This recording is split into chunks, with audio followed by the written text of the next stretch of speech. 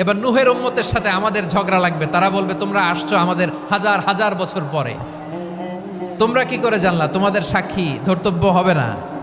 আমরা তখন বলবো আমাদের কোরআনে তোমাদের নবীর নামে আল্লাহ তাআলা একটা সূরা নাজিল করেছেন, সূরাতে নূহ। আওয়াজ করে পড়েন আল্লাহু আকবার।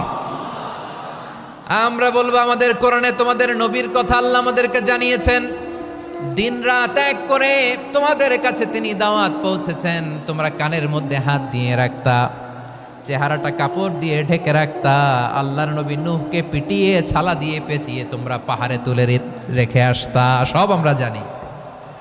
আমরা যখন বলবো এই কথা, নূহের উম্মত চুপসে যাবে।